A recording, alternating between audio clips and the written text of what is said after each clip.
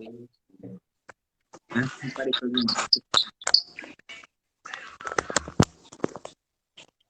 Fale, mãe. Oi, boa tarde a todos e a Boa, todas. boa tarde. Boa tarde a todos e a todas. Como é que tá aí? Tá bacana o seu áudio, tá prestando bem direitinho. Ok. Pode tirar a máscara se ficar melhor para falar. A não sei que tem alguém no recinto, né? Tem que se prevenir. Não, eu acho melhor de máscara mesmo, né? Porque é um assunto. A voz tá legal? A voz tá legal? Tá legal, tá dando para escutar até os galos cantando aí. Vamos tirar os galos. O pessoal tá dando boa tarde aí no chat. As residentes lá de Santa Luzia, Bianca, Ana, psicóloga, Bianca Fonoaudióloga. Estão aqui dando É. suporte, apoio, chamaram pessoas para nossa live. No momento tem Legal. seis pessoas, o pessoal está entrando. Eu vou tirar a máscara, certo? Porque talvez fique melhor. Ok. Deixa eu só terminar uma anotação aqui. É o tempo que eu já começo introduzindo. Certo, só um minutinho aqui. Só um minutinho aqui.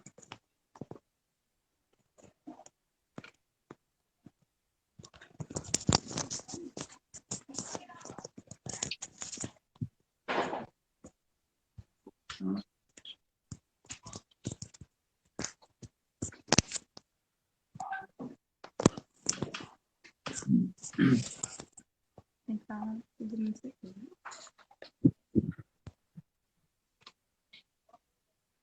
Não era. Hum? Bota no pé. Hum.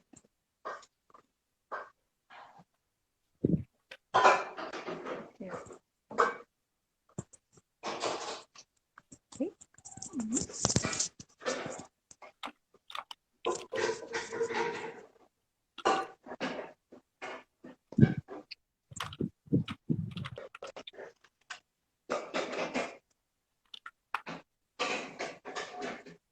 Pronto. Ok, Pedro. Ok. Vamos lá. Podemos começar? Sim. Eu vou começar o nosso momento introduzindo sobre a temática da nossa live, né? Que é sobre a raiva, uma doença que é uma zoonose, uma doença que passa do ser humano para animais e da mesma forma de animais para seres humanos. E muito perigosa porque tem um índice de letalidade muito próximo, virtualmente 100%, o índice de letalidade da raiva, devido às complicações que a doença leva, sobretudo no sistema nervoso central, uma doença neuropatia, uma doença neurológica, de natureza bastante neurológica, os sintomas, né? Sintomatologia. A transmissão da raiva se dá através da comunicação do vírus que está ali contido na saliva dos animais, né, também de pessoas infectadas, caso alguém infectar, e inicialmente é muito mais predisposto a adquirir por meio da mordedura do animal. A mordedura é justamente inocular a saliva infectada com o vírus. Muito raramente pode ocorrer por conta da arranhadura, no caso dos gatos, né, ou animais que possuem garras, e isso devido ao hábito deles, por vezes, eles têm esse hábito da lambedura, né, de se higienizar, lambendo as patas, e aí um gato infectado, por exemplo, pode vir a passar a saliva nas patas, e aí das patas vir para as garras e acontecer um acidente, ele arranha uma pessoa e inocular o vírus. Esse vírus, o vírus da raiva, que é um Lissa-vírus, penetra no organismo e ele vai se multiplicar a ponto de ele conseguir migrar para o sistema nervoso, do sistema nervoso periférico, ele vai para o sistema nervoso central, né? Onde ele acaba causando uma encefalite progressiva ali naquela região e gerando a sintomatologia da doença, que são sinais neurológicos, né? De desorientação, incapacidade para deglutir alimentos, água, daí um outro nome, sinônimo da raiva ser hidrofobia, que a pessoa fica tão com aquela questão da garganta incomodando sem conseguir devido ao dano neurológico, que ela acaba por, a pessoa e o animal, né, acabam por tomar aversão de água por lhe remeter à necessidade de engolir, devido a ser tão grande o sofrimento, né, dos sintomas. E ela tem essa letalidade de praticamente 100%. No mundo, se conta nos dedos os casos que conseguiram sobreviver à doença. Foram casos que, via de regra, precisaram de cuidados intensivos, de ser internado, realmente ser sedado para não convulsionar, não ter os sintomas neurológicos exacerbados, exagerados, não se complicar mais ainda o estado de saúde das pessoas que contraíram.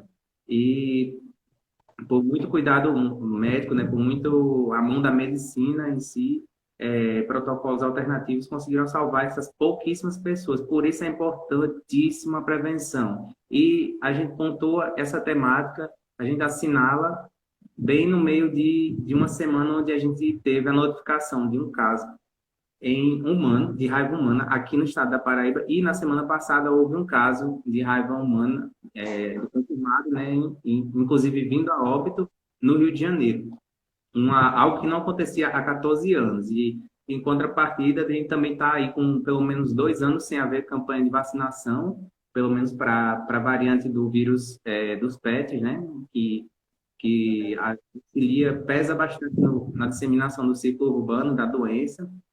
E também creio que deva estar faltando, carecendo bastante a conscientização das pessoas, até informações sobre como saber lidar com acidentes envolvendo animais.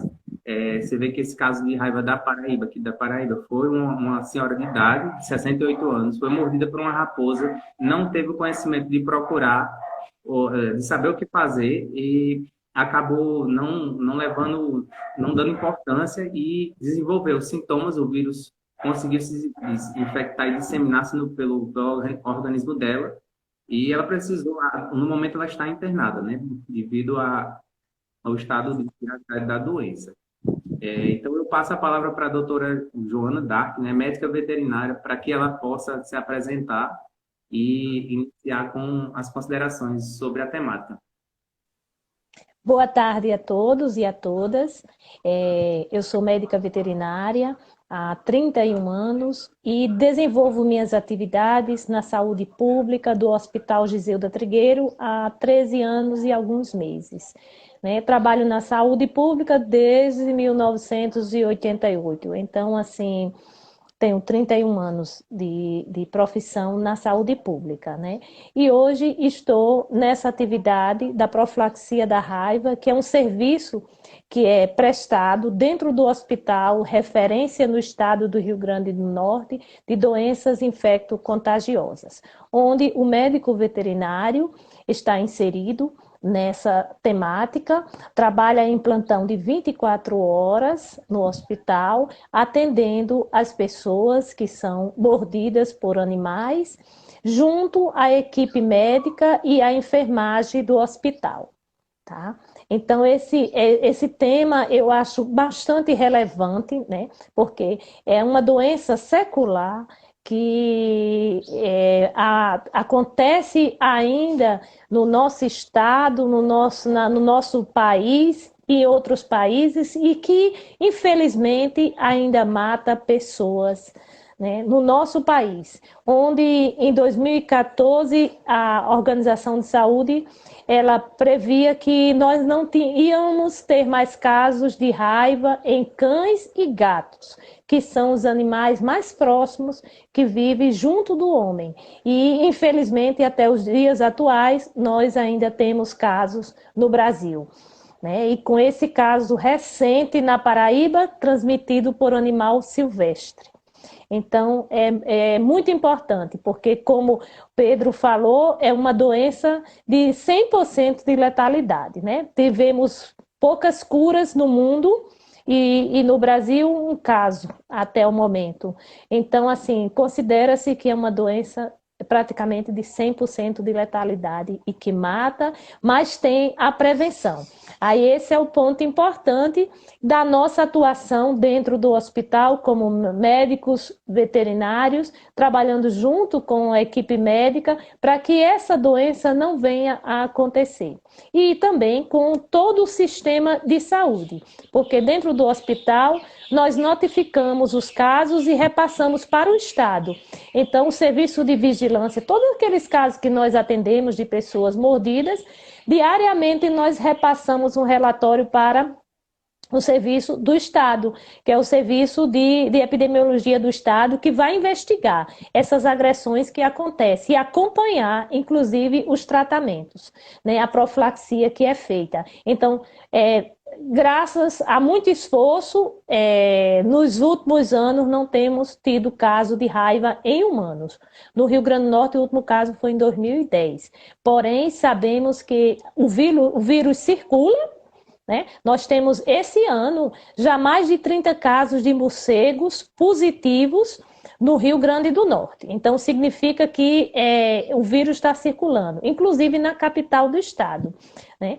E assim, a gente sabe que esses 30 e poucos morcegos que foram encaminhados para exame laboratorial e que foram positivos é um número pequeno, considerando que pouca gente encaminha, né?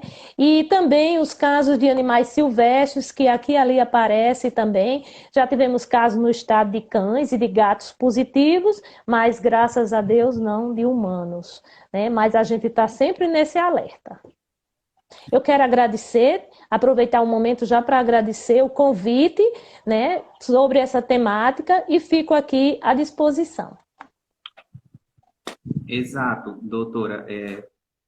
Parabéns pelas considerações e agradeço, a gente que agradece a sua competência, a sua experiência está somando aqui no nosso projeto de residência multiprofissional, e além de passar toda essa carga de conhecimento e informação para a população.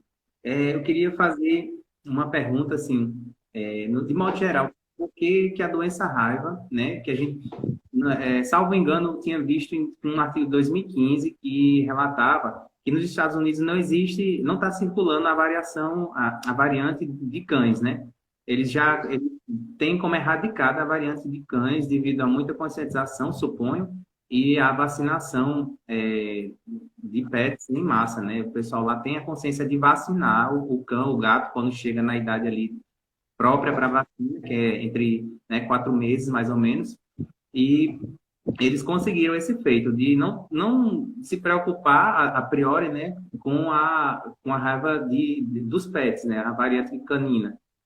A questão deles agora é com a variante silvestre, né, que tanto é que eles promovem trabalhos de vacinar os animais silvestres, pelo menos eu tinha visto nesse artigo de 2015, a partir de iscas.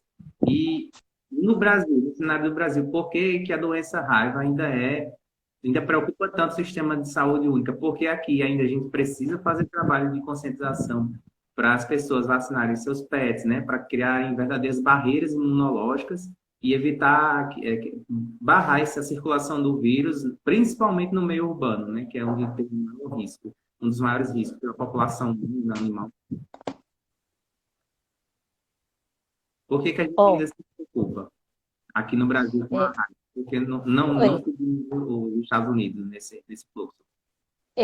Com relação aos cães e gatos, que são os animais que no Brasil nós temos vacinas disponíveis, nós não temos para silvestres, então ainda as campanhas são baixas e, como você mesmo fala, existe assim pouca divulgação, principalmente nos últimos anos a gente observa isso, né? Então as pessoas, e no dia a dia, no hospital onde eu trabalho, eu sempre faço essa pergunta: o animal que lhe mordeu, cão e gato, no caso, é vacinado?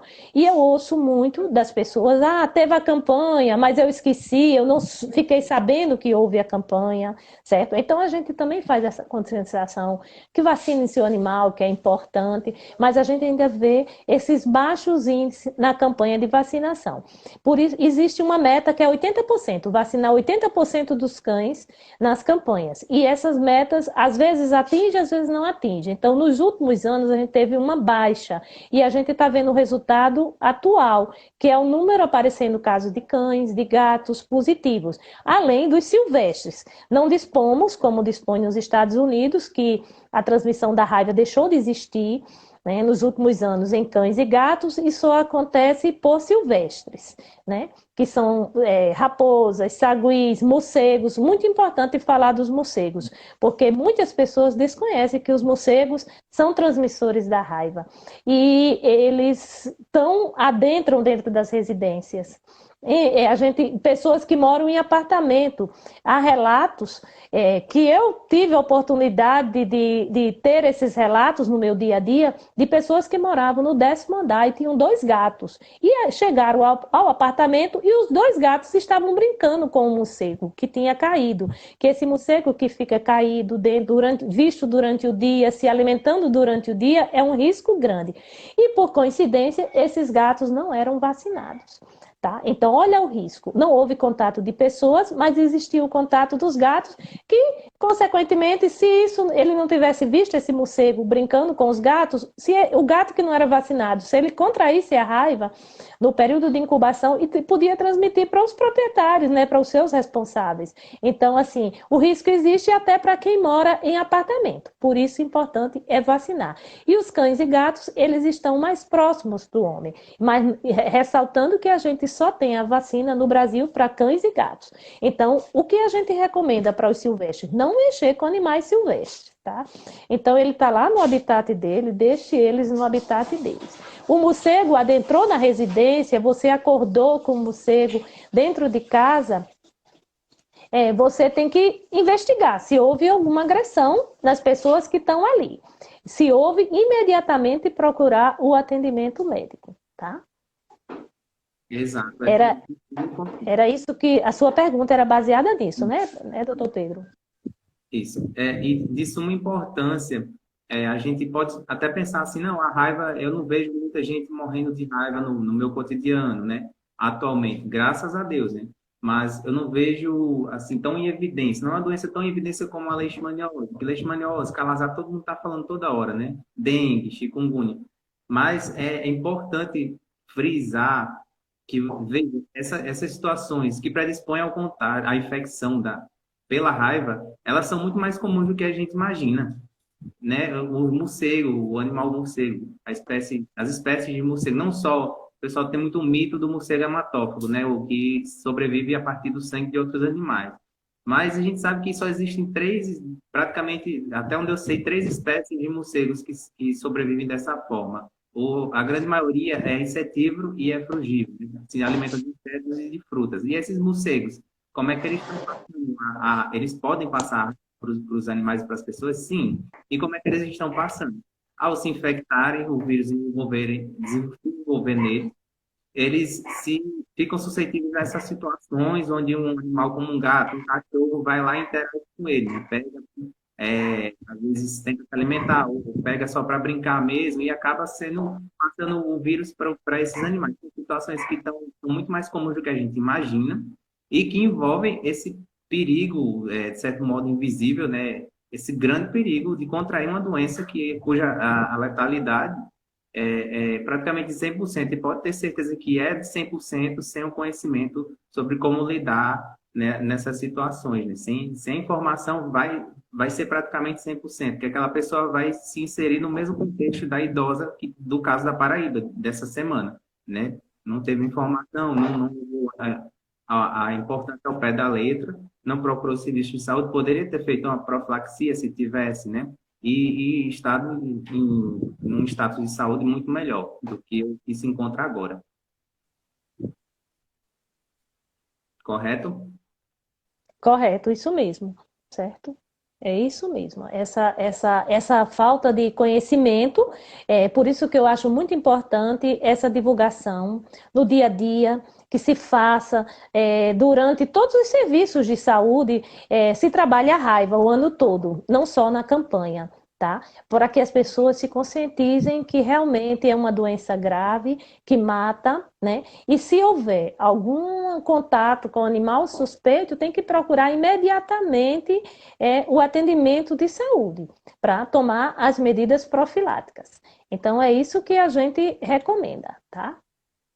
Exato. E vale frisar também sobre essa questão de contato com animal suspeito. Viu algum animal com comportamento neurológico suspeito?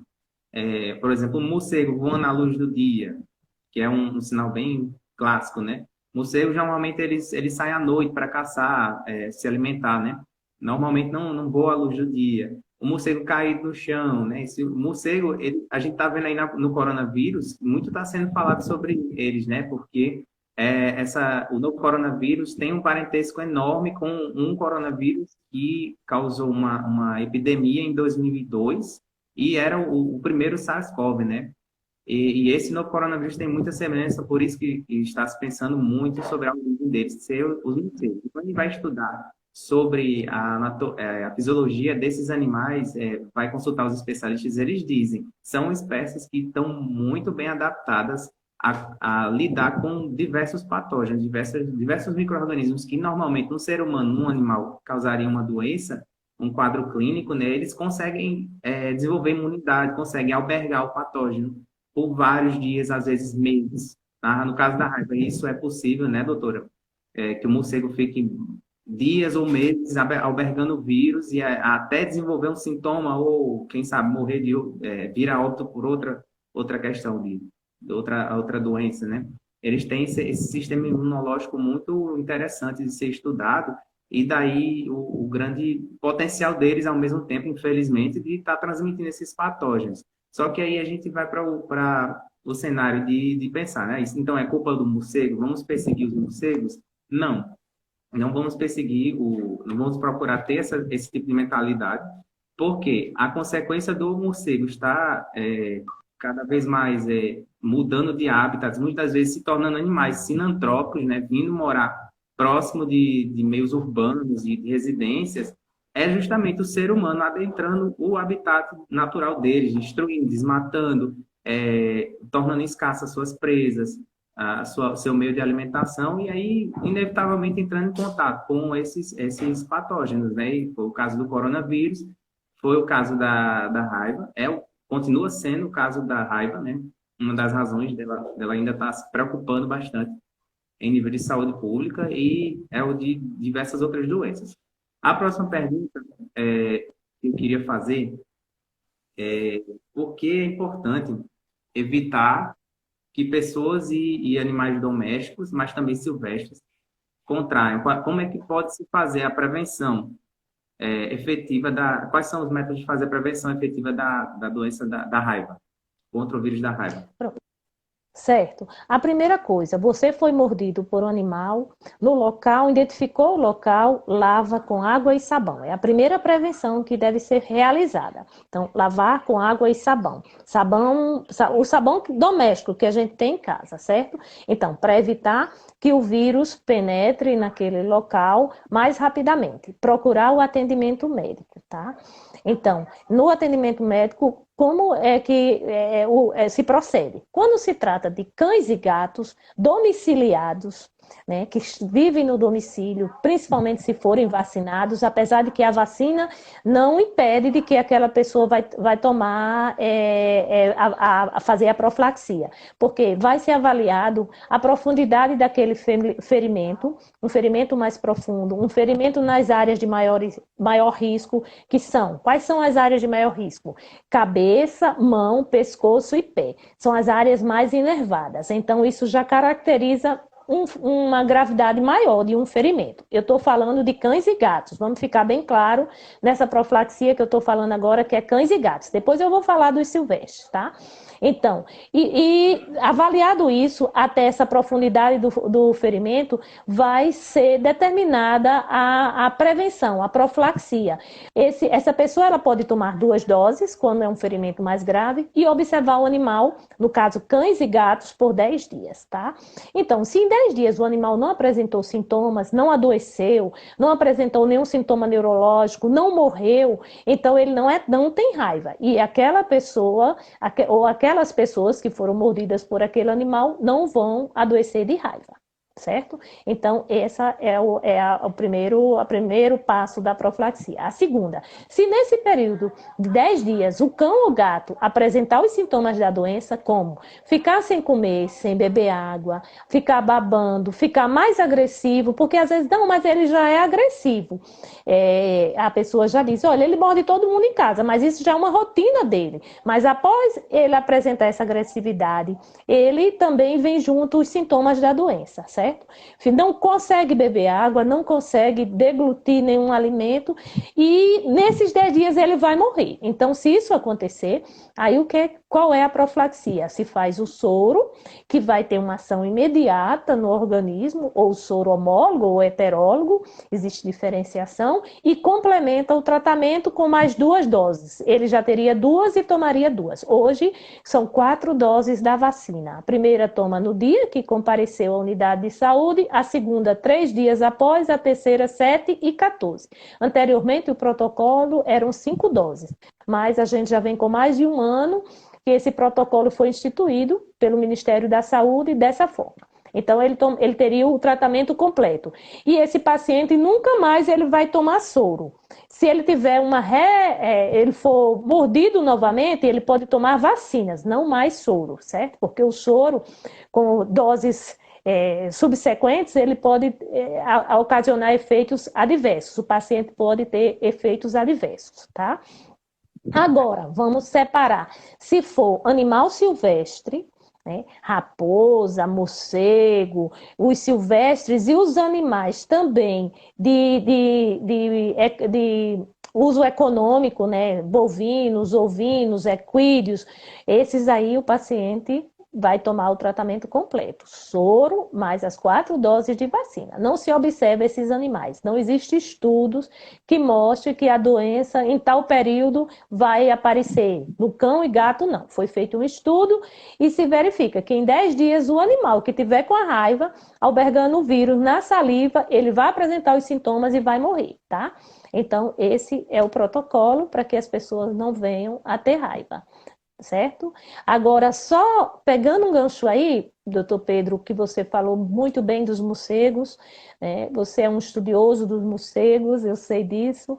Então, a gente vale lembrar essa questão do morcego hematófago. Esses morcegos que hoje são encontrados adentrando nas residências e que quando são encaminhados para laboratório são positivos para a raiva, na sua maioria não são morcegos hematófagos, são morcegos frugívoros, herbívoros, frutíferos, então são as várias espécies que existem na natureza. Porque, como você bem colocou, com o desmatamento, com o desequilíbrio na natureza, o que é que vem acontecendo? Essa convivência tem passado a ser maior desses morcegos com os hematófagos. E lá nas colônias, eles adquiriam raiva. Então, achou um morcego caído dentro de casa, visto durante o dia, voando baixo. Então, provavelmente esse morcego está doente. Pode ser raiva. Então, as providências têm que serem tomadas, encaminhadas para os laboratórios, porque quando isso acontece, é feita uma avaliação epidemiológica da área. Se um morcego desse é positivo, cães e gatos são vacinados, muitas vezes são revacinados. Já tomou a vacina esse ano, mas é feita uma revacinação, certo? É feito um trabalho naquela área para que animais não venham adoecer e pessoas não venham adoecer, que esse é o objetivo, né? Dessa doença que ainda hoje mata pessoas no Brasil e no mundo inteiro, inclusive em outras áreas, em outros países, mata muitas pessoas ao ano. E aí a gente não quer que isso aconteça no nosso país, né? Porque é uma doença que tem prevenção. Então, se você tem como prevenir, por que vai morrer, né? E tem Então, vacina, né? Tem vacina, não é nada assim, como a Covid, por exemplo, está se desenvolvendo todos os estudos para ver o melhor tratamento, mais seguro, vacina. E a raiva tem vacina. E a vacina não é, como é que se diz, ela é acessível, via de regra, né? É uma vacina cuja dose ela não deve aqui o governo, pelo menos o poder público utiliza para as campanhas, né? Ele não ultrapassa o valor do que R$ 10. Tem uma boa informação sobre isso, doutora? Sobre o custo No de caso, com relação a essa parte financeira, eu não tenho, mas eu sei que o custo é baixo, né? Da vacina que você refere aos cães e gatos, não é isso? É uma vacina de um custo baixo. Só assim, na campanha, isso se torna um custo mais elevado, porque assim, é uma mobilização, né? Que existe em um dia, uma semana, um mês de vacinação. Geralmente é um mês para vacinação antirrábica, né? O custo do mais elevado é do soro. E esse ano, do ano passado para cá, a gente teve uma diminuição na produção, porque quem produz é o Butantan, o soro heterólogo. O homólogo, ele é importado, mas o heterólogo, ele é produzido no Brasil, e o Instituto Butantan teve uma reforma e não teve recursos. A gente não sabe muito bem, né, o que é que realmente aconteceu. Isso nunca tinha acontecido no Brasil de faltar o soro. Infelizmente, chegou a faltar, que é uma preocupação muito grande. Está um pouco regular, mas ainda não está regularizado no Brasil. Então, a indicação do soro é realmente para esses casos graves, né? Porque a gente vê muita indicação, o animal é da residência. Quando isso acontece, a gente está lá no hospital e chega uma profilaxia dessa forma. Às vezes vem de outro município, ou indicação de soro. Quando a gente conversa com o paciente, não, é um animal possível de observar. Então, a gente vai lá, conversa com o médico e explica a situação, e esse soro ele fica ali para uma necessidade maior.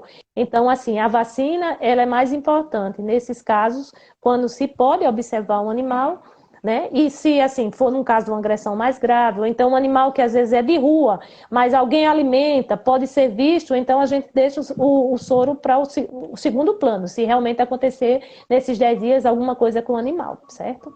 Então, assim, em termos de custo, realmente eu não tenho essa planilha, né? Mas existe um custo, mas não, o serviço de saúde oferece de forma gratuita, tanto para o humano como para os animais, tá?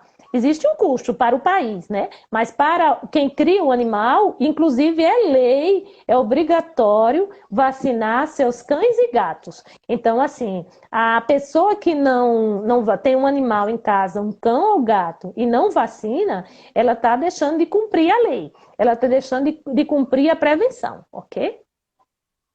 Exatamente. Muito alto.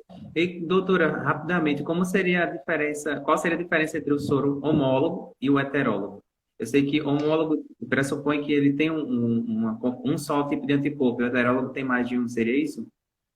Então, seria Eu mais não entendi. No final, eu não entendi a sua pergunta. Por favor, a repita. diferença entre o soro homólogo e o soro heterólogo para raiva. É só do tipo de anticorpo que é encontrado nele e da eficácia, de maior potência de ação.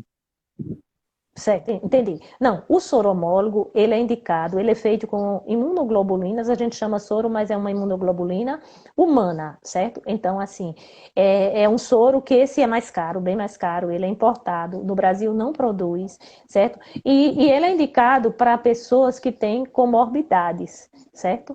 Então, pessoas com imunodeficiência, por quê? Pela sua, a quantidade que é produzida no mundo é baixa, certo? Então, para evitar efeitos adversos. O heterólogo não, ele é produzido no Brasil, é produzido no Instituto Butantan, nós temos ele em nossa produção aqui, mas ele é inoculado, na maioria das vezes, depende muito, assim, dessas partidas, mas geralmente ele é feito inoculado em equídeos, tá? Então, aí a gente consegue ter uma maior produção, porque com homólogo tem que ser em humanos. É uma imunoglobulina humana, tá? Então, e o custo é mais elevado para isso, certo? Então, ele tem essa indicação para essas pessoas imunodeficientes, que tenham imunodeficiências, pessoas idosas com comorbidades, aí se faz a indicação do soro da imunoglobulina homóloga. E quando não, o heterólogo. Agora, o heterólogo, para evitar efeitos adversos no paciente, então ele faz uma pré-medicação anterior à aplicação do soro heterólogo, da imunoglobulina heteróloga, que também é uma imunoglobulina. certo? Então, assim, o paciente que vai tomar o heterólogo, ele demora mais no hospital porque ele tem que receber essa pré-medicação. Mas em termos de custo, o homólogo é muito mais caro e a quantidade é bem menor que é comprada no país, tá? Por isso que só faz naqueles casos mesmo que são extremamente necessários. E eu não sei na Paraíba, mas eu acredito que seja nos estados, no país, seja assim. No Rio Grande do Norte, ele fica no local, dentro do Hospital Gesílio Trigueiro, no setor no CRIE, que é de vacinas especiais. Então, ele só é disponibilizado na rede pública nesse setor. No restante, não tem dos municípios, tá? Ok, muito pontuais as informações. O pessoal está comentando aqui no chat sobre período de vacinação, né? Suzana disse que estamos há 2 anos sem vacinação gratuita. Creio que isso seja no estado da Paraíba, né? Já a Poliana colocou aqui que em Caicó teve vacinação os últimos 3 anos. Ano passado foi qual mês?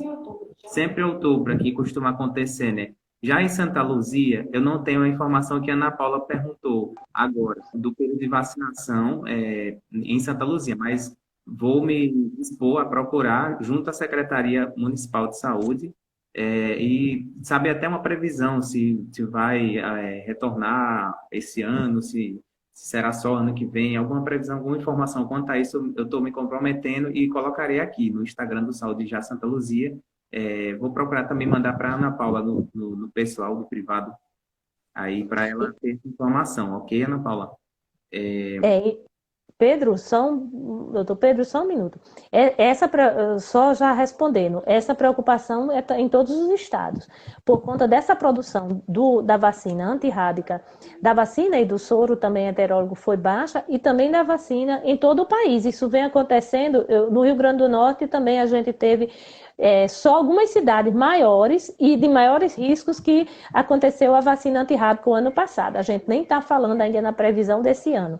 E diante da pandemia, isso vai dificultar também muito, né? Isso é uma preocupação maior, porque esses animais vão ficar sem serem vacinados, já estão ficando, né? Então, de todos os cuidados, quem puder vacinar, vacine seu animal, procure, busque. Agora, é uma preocupação grande com a falta da vacina. E assim, a gente também recomenda, quem tem seu pet, seu cão e gato, evitar contato com outros animais, evitar brigas, porque é uma forma também de que esses cães e gatos tenham a doença, adquiram a doença com outros animais, né? Certo? Então, assim, é uma preocupação do serviço de saúde com esse contexto.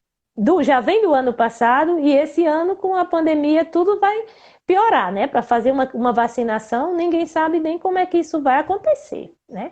Já que a recomendação é fique em casa, evite, né, contato com outras pessoas, tá? Então tá muito problemático no Brasil. Então a gente, sabendo que o vírus está circulando, como a gente já falou aqui, né, circulando na parte silvestre e até nos pets, então isso é assim de extrema preocupação. Tá? Então, evite ser mordido, evite ser arranhado pelo seu cão. E se acontecer, lave e observe seu animal, ok? E estamos chegando ao terço final da nossa live. Ainda sobraram 2 perguntas que eu já tinha pré-programadas aqui. O pessoal já fez, né? Até então só teve aquelas considerações. Fiquem livres para fazer qualquer outra pergunta. Mas vamos aqui para essa que eu já tinha programado. É justamente sobre como notificar e obter a ajuda das autoridades, né? Números, se a doutora conhece números, canais de atendimento, estabelecimentos de saúde que devem ser procurados para profilaxia, Rio Grande do Norte, que é seu território de atuação, né? Mas se conhecer na Paraíba também será de grande valia. Então, deve ser você que já está perguntando, não é isso? Quais seriam os...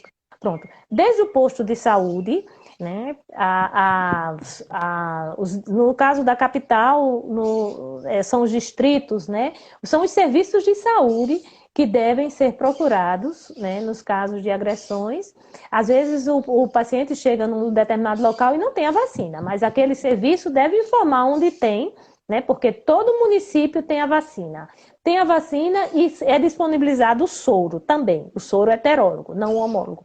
Mas, às vezes, o que a gente recebe muito dos municípios é para que o paciente vai lá em Natal, sai lá da tromba do elefante para ser atendido no Hospital José do Tregueiro para fazer o soro no animal, porque não tem lá, certo? Realmente, de um ano para cá, a baixa foi muito grande da produção do soro, como eu já mencionei, e tem a falta. Mas antes não, no município tinha o soro, e não era feito o soro lá no município. Então, pelo menos a vacina tem. Então, ele deve procurar, quem faz esse atendimento é o médico, que vai prescrever a vacina, o protocolo vacinal, e vai, se não tiver o soro, encaminhar para onde se tenha. No caso do Rio Grande do Norte, tem as regionais, várias regionais, são 5 regionais, além da capital, que elas são interligadas, né, ao nível central, que é a Subcoordenadoria de Vigilância Sanitária, Vigilância Ambiental, desculpa, e essa disponibiliza esse soro, ou no Giseuda, ou nos municípios, ou na regional, certo? Então, esse é o fluxo, né? Desde que o paciente não deixe de tomar esse soro.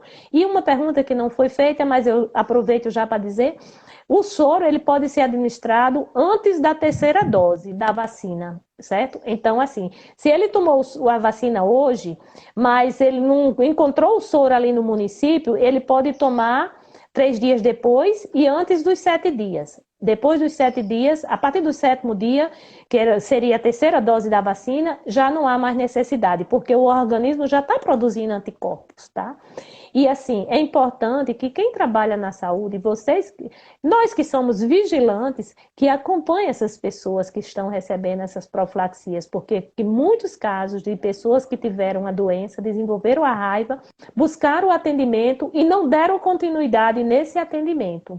Foi o caso do menino de Pernambuco, que é o caso que a gente tem no Brasil, que ele não teve, ele desenvolveu a doença, mas não morreu, que é o único caso que a gente tem no Brasil, da pessoa que não foi a óbito por conta da raiva, certo? E ele não tomou as doses, procurou o atendimento tardio e não tomou as doses das vacinas. Lembrando, porque assim, eu vejo muito essa dificuldade das pessoas que prescrevem a vacina, colocar. Hoje fez a vacina, aí diz 3 dias, mas 3 dias são 24 horas após aquela primeira dose. Então, se ele tomou hoje, sexta, né? Se ele tomou a vacina hoje, sexta, a primeira dose, a 3ª dose vai sábado faz 24, domingo 48 e na segunda-feira 72 horas. Então, a segunda dose vai ser com 72 horas. E a 3ª dose vai ser hoje é sexta, vai ser na próxima sexta-feira. Eu costumo até orientar dessa forma.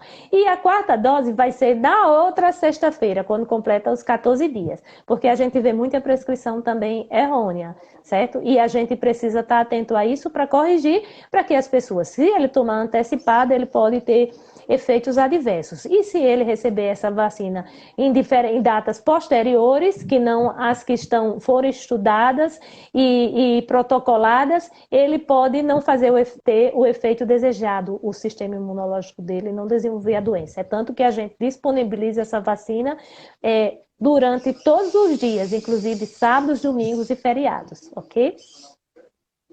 Ok, muito interessante. E vale também ressaltar sobre a importância de profissionais, profissões que estão em maior risco de contrair, a gente chama do risco ocupacional, né? Quanto à raiva, essas pessoas que praticam essas profissões, por exemplo, carteiro, veterinário, né, pessoas que lidam com animal, pet shop, via de regra, né?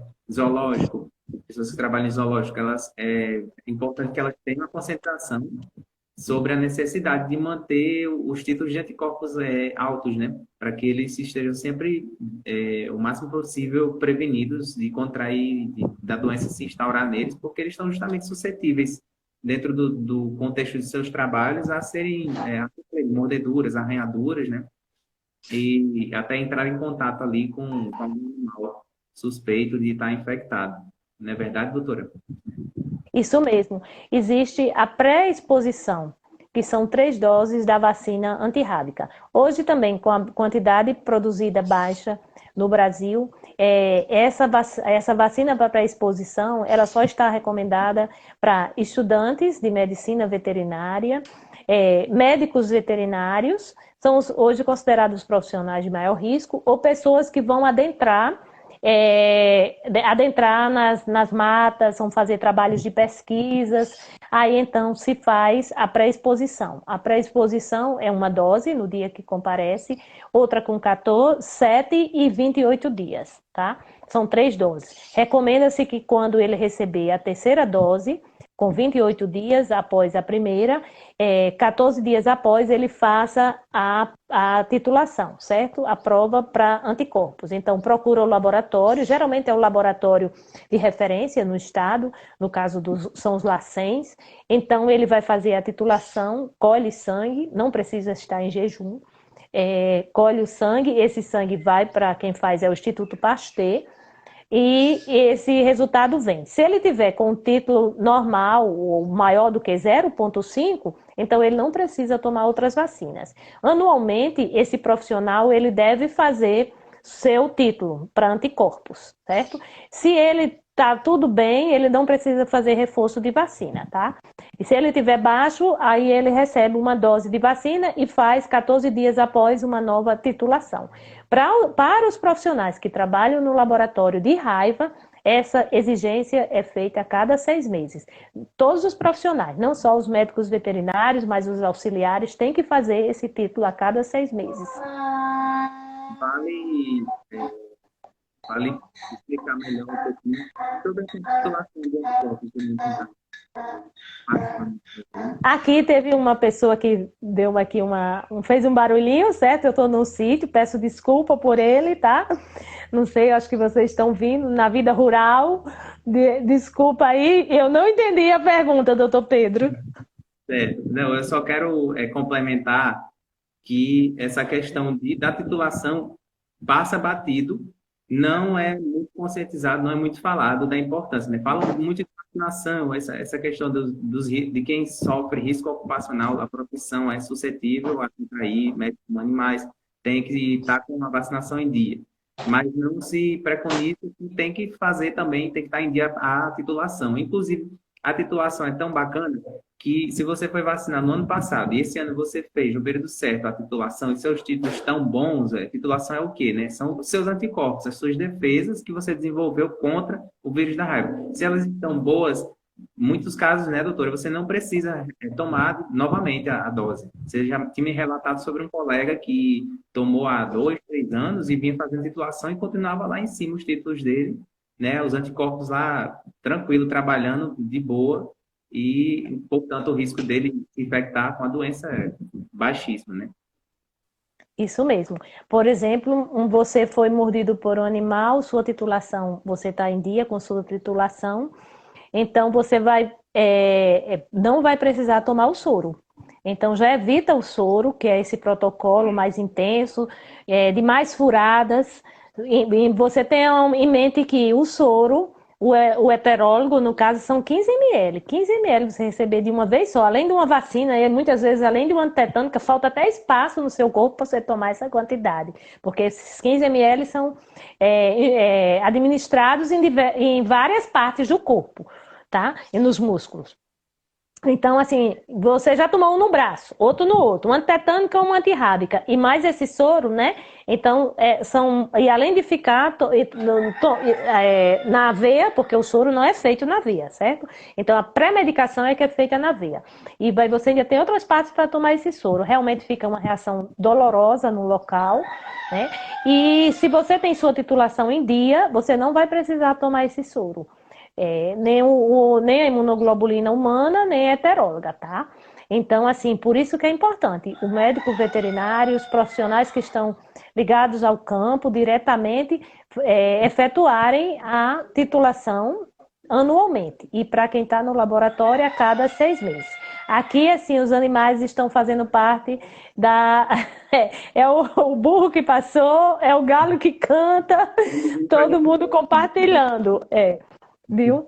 Isso é bom, né? Que é a vida rural da gente. Exato, todos saudáveis, livres de raiva. Muita vigilância epidemiológica envolvida aí. É, exatamente. Pois era isso, né? A pergunta era essa mesmo, não era, Pedro? E chegando à última consideração que eu elaborei, eu queria saber um pouco, de acordo com a sua experiência, como é o fluxo de atendimento do HGT, né, que é o Hospital Giseu de Trigueiro. É, se, deixa aqui só pegar a linha, professor. E outros hospitais, se tem um conhecimento desse fluxo, tá, em relação ao atendimento como suspeita de raiva, né? Se o fluxo é pequeno, é grande, toda semana pega uma suspeita, todo dia, todo mês, e por que que a senhora acredita que haja essas tendências? Fluxo alto, baixo? A gente observa que a maior incidência que chega ao hospital são mordidas por cães e gatos. Na maioria são animais da sua própria residência. Acontece muito assim do cão, a criança foi brincar com o cachorro, com o gato, sem querer, machucou, pisou na cauda. Então acontece, essas agressões são muito dentro de casa. Então, nesses casos facilita bastante porque são animais possíveis de serem observados, muitos deles são vacinados, né? Mas aí acontece também os animais de rua. E diariamente a gente tem uma demanda alta. Nesse período agora do Covid, diminuiu bastante, certo? A gente vê o que é que está acontecendo. As pessoas estão saindo menos, né?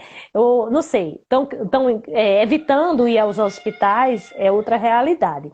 Mas está chegando mais casos de raposas, de silvestres, no caso, morcegos, né? Então a gente está tendo mais esses casos que são mais graves. As pessoas já estão tendo essa conscientização que o animal de casa pode ser observado, às vezes ligam para buscar informação, para não ir ao hospital, e é o correto, né? Num período desse de pandemia, tá? Então, assim, ligam, a gente passa observação, faz toda a orientação, em caso, se o animal vier a morrer, ou adoecer, ou desaparecer da residência, que realmente venham ao hospital. Apesar de ter uma ala separada para isso, mas há risco, né? Você sair de casa já está tendo risco, não é verdade? Então, o que a gente recomenda é fique em casa, né? E aí se for extremamente necessário, é que busque o atendimento. Mas quando se trata de animais silvestres, tem que realmente buscar esse atendimento. E está aí esse caso da raposa, né, na Paraíba, chama a atenção, né? A pessoa, pelo que eu vi, que eu li, eu não sei se realmente é isso, mas o que eu vi é que ela buscou o posto de saúde, mas não foi feito o protocolo, nada, não recebeu nenhuma vacina. E assim o que acontece se a gente for analisar esses casos, a maioria das pessoas que têm a doença não buscaram a profilaxia. Ou então iniciaram e não concluíram a profilaxia. Por isso que esse serviço de epidemiologia tem que fazer esse acompanhamento, tá bem junto desses pacientes. Diariamente a gente notifica todos os nossos atendimentos, a Subcoordenadoria de Vigilância Ambiental, que repassa para os municípios do estado do Rio Grande do Norte, que eu acho que é um serviço muito importante esse fluxo. Repassa para o município onde aquele paciente veio, para que esse acompanhamento seja feito ou junto com o centro de zoonose, se o município tem, ou o serviço de epidemiologia, porque só assim a gente vai conseguir não ter casos dessa doença tão grave, tão letal, como aqui foi dito. Exato. Eu quero pontuar a importância da utilização das tecnologias de comunicação e informação, né? Que são as TICs.